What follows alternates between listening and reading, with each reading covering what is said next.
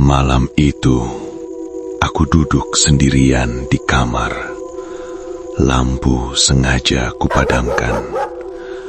Bukan karena ingin gelap, tapi karena aku sudah terbiasa mendengarkan cerita-cerita seperti ini dalam keadaan sunyi.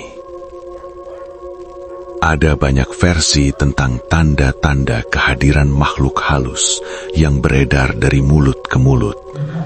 Sebagian terdengar mengada-ada, sebagian lagi terlalu spesifik untuk dianggap kebetulan.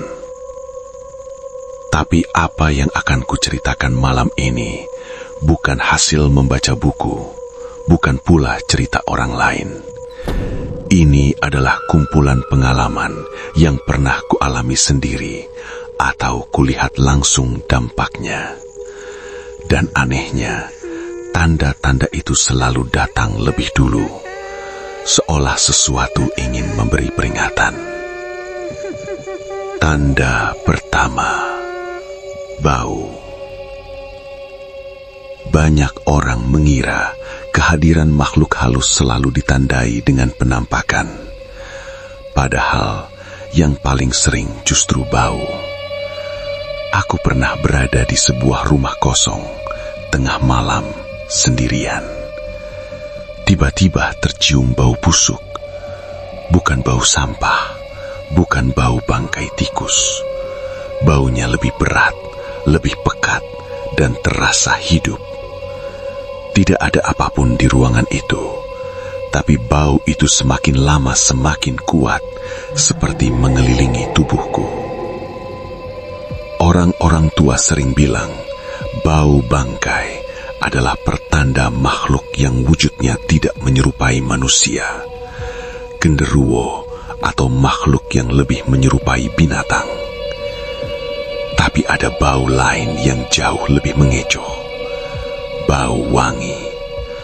Pernahkah kamu mencium aroma melati atau kamboja di malam hari, padahal tidak ada satupun bunga di sekitarmu? Banyak yang mengira itu pertanda baik. Padahal, menurut kepercayaan lama, wangi bunga adalah cara makhluk halus menyamarkan kehadirannya. Dan ada satu bau yang membuat siapapun yang mengenalnya langsung ingin lari. Bau tanah basah bercampur kain terbakar. Kalau suatu saat kamu mencium bau itu, jangan cari tahu asalnya, karena biasanya ia sudah sangat dekat.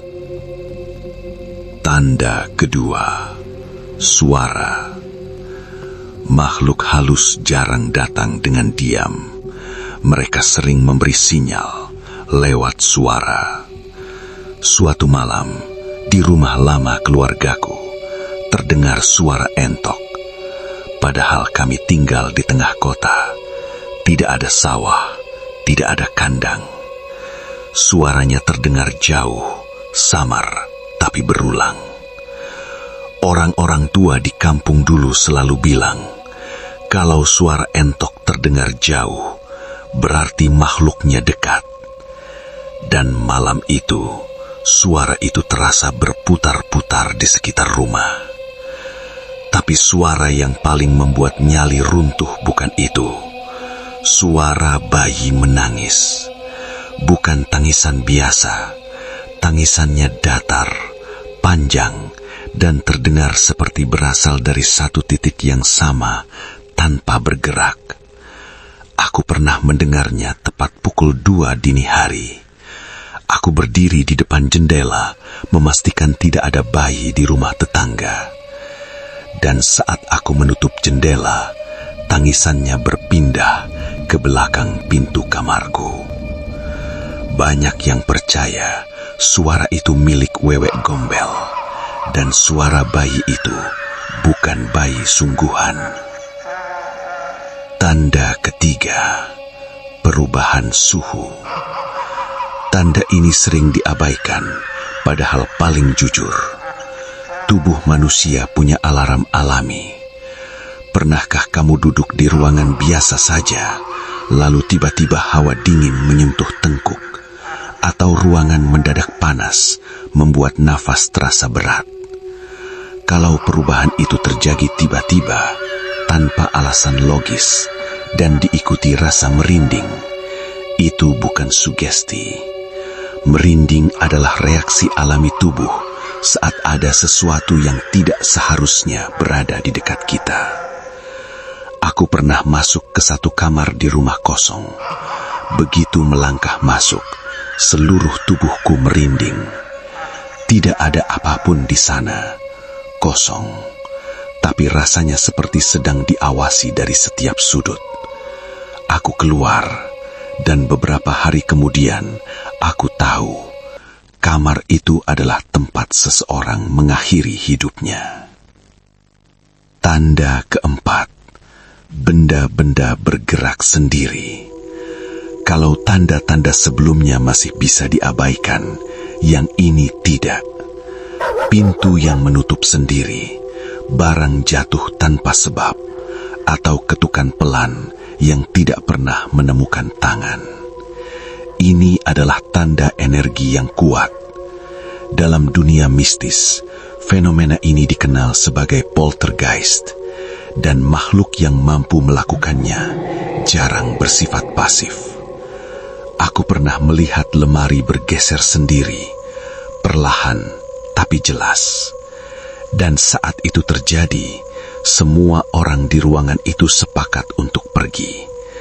Tidak ada yang mencoba berani, karena keberanian dalam kasus seperti ini sering berakhir dengan penyesalan. Tanda terakhir, hewan peliharaan. Hewan melihat dunia dengan cara berbeda. Anjing yang melaung ke arah sudut gelap, kucing yang menatap kosong ke satu titik, lama, terlalu lama. Aku pernah punya kucing yang setiap tengah malam duduk menghadap dapur, tidak bergerak, tidak berkedip. Tatapannya bukan seperti melihat dinding, tapi seperti melihat sesuatu di baliknya.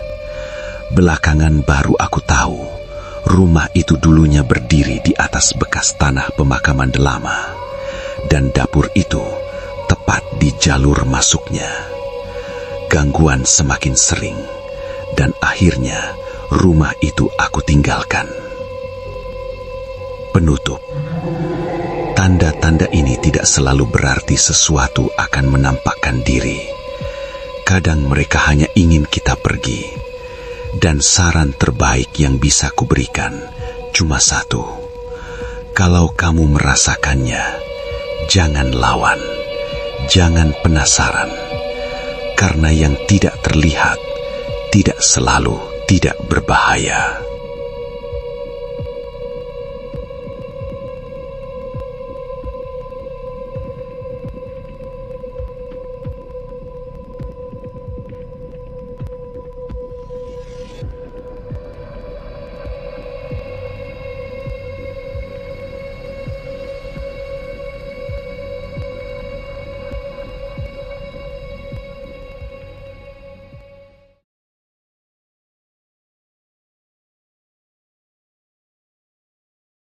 Jika kalian percaya setiap kisah punya jejaknya sendiri, jangan lupa subscribe, like, dan komentar di channel Bisikan Gaib, agar kalian tidak terlambat mendengar bisikan kisah berikutnya.